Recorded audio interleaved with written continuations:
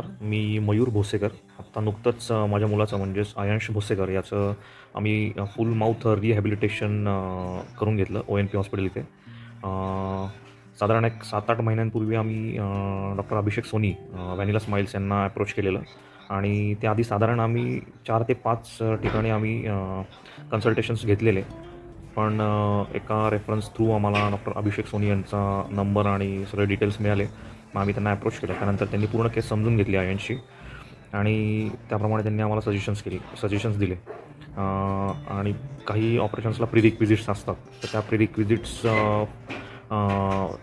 Fulfil करण्यासाठी मधी आयांशी तब्येत ठीक नसल्यामुळे आम्हाला ऑपरेशन्स प्रोसीड करता आले नाही.